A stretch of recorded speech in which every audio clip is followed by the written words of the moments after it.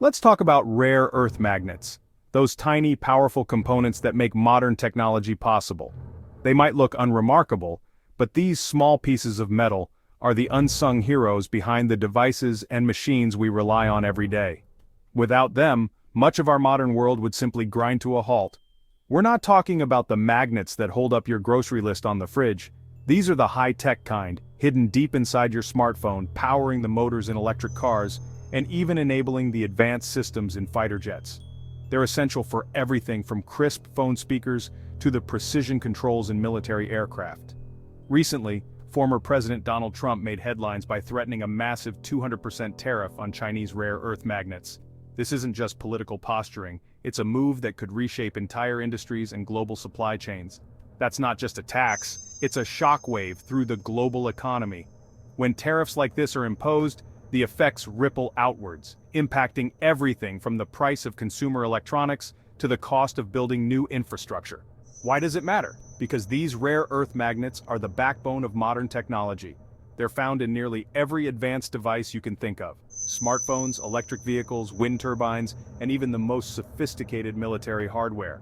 Without them, innovation slows and progress becomes more expensive. If you triple the cost of these magnets, you don't just make gadgets pricier, you triple the cost of progress itself. Everything from green energy to national defense becomes harder to afford, and that affects everyone, not just tech companies or governments. This isn't just about trade, it's about who controls the future of technology. The ability to produce and supply these magnets means having a say in the next wave of innovation, from artificial intelligence to renewable energy. Right now, China dominates rare earth magnet production, controlling over 80% of the world's supply. This gives China enormous leverage over the US and the rest of the world, making it a key player in the global tech race. For the United States, this dependence is seen as a national security risk, especially when it comes to military technology. If access to these magnets is cut off, the consequences could be severe for defense and security. Trump's tariff threat is a dramatic attempt to break that dependence and revive a dormant American industry. The goal is to encourage domestic production, create jobs, and ensure that the US isn't left vulnerable in a rapidly changing world. It's a high-stakes move in a global power struggle, where every decision can tip the balance of technological leadership and economic power. The battle over rare earth magnets is really a battle over who gets to shape the future. As technology continues to evolve, the countries that control these vital resources will have the upper hand in defining what comes next for the world. The 200% tariff threat is just the latest flare-up in a long US-China trade war. Trump's first term saw tariffs on hundreds of billions in Chinese goods, with China retaliating in kind. The result? Disrupted supply chains and global uncertainty. A Phase 1 deal paused things, but tensions never disappeared. The Biden administration kept most tariffs and added new tech restrictions. Now, Trump's back, signaling a return to aggressive tactics. The rare earth magnet tariff is a direct challenge to China's dominance in a sector both sides see as vital. The trade war is escalating into the very building blocks of modern technology. How did China take over rare earths? The story is a masterclass in strategy, patience, and the willingness to do what others wouldn't. Rare earth elements, vital for everything from smartphones to fighter jets, are the backbone of modern technology. But their extraction and processing are messy, expensive, and environmentally hazardous.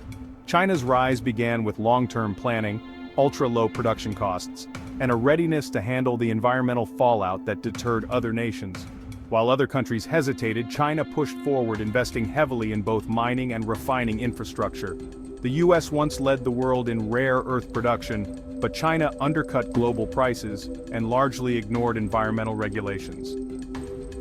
American companies couldn't compete with China's rock-bottom costs and soon found themselves squeezed out of the market. By the early 2000s, nearly all US rare earth mines had shut down. China flooded the global market with cheap supply, driving competitors out of business and consolidating its dominance. But mining is just the first step. The real power lies in processing, transforming raw ore into usable materials.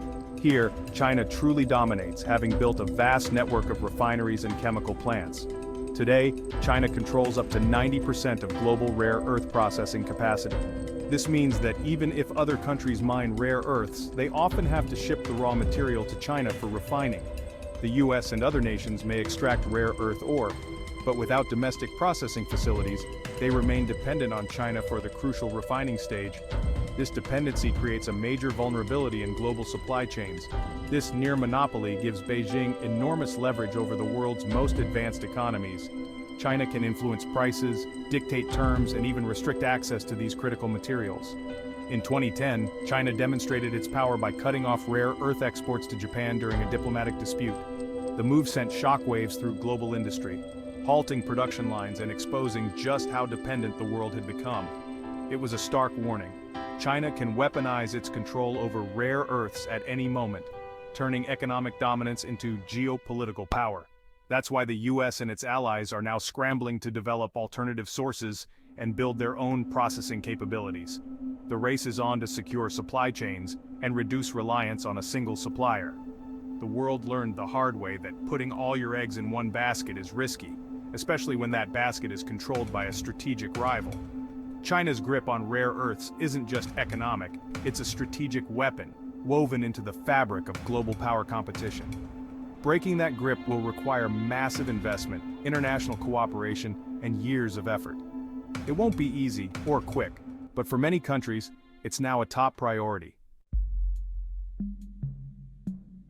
The US is deeply dependent on China for rare earth magnets. About 80% come directly or indirectly from there.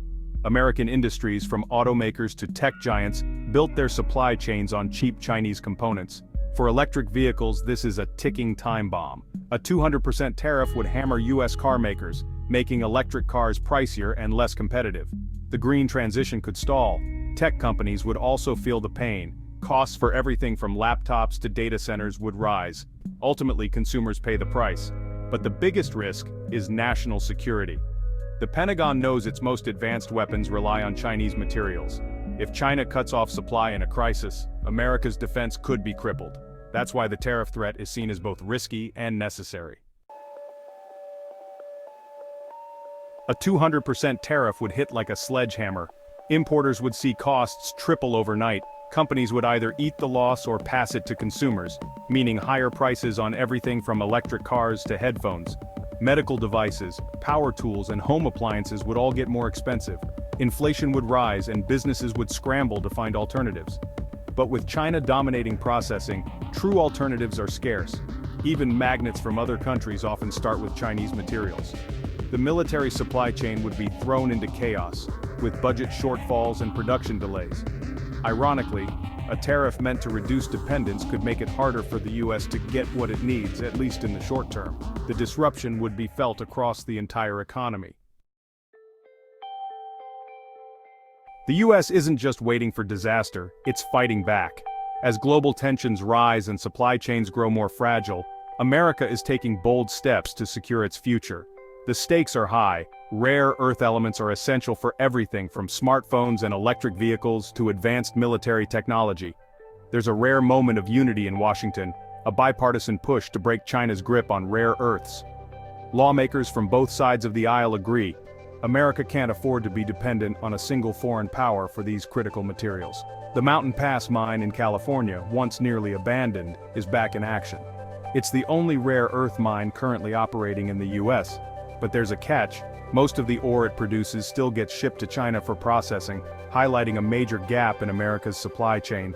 To close that gap, the government is investing heavily in new domestic processing plants.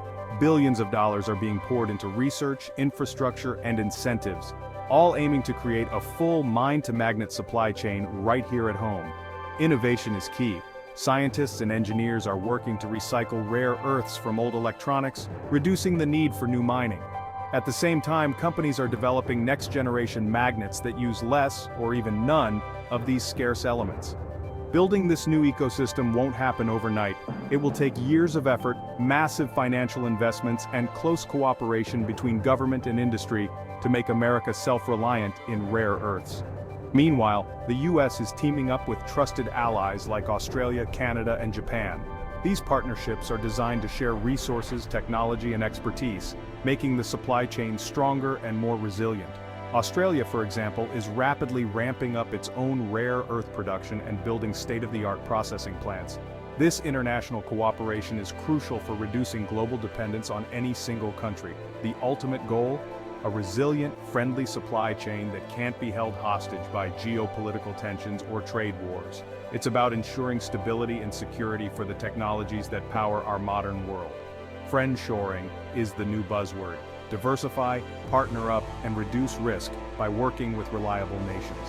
The world is moving toward a future where collaboration is just as important as competition.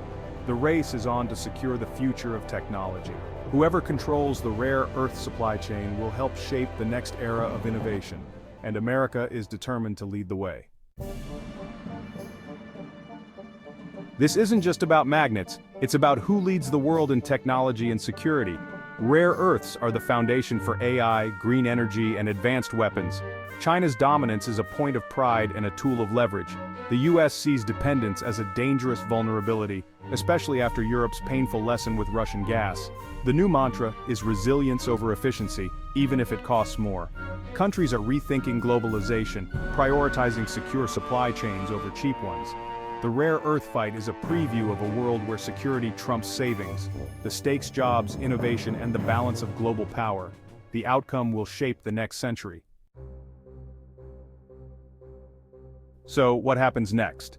Trump's tariff threat is a wake-up call. It could force Congress and industry to finally invest in domestic supply chains.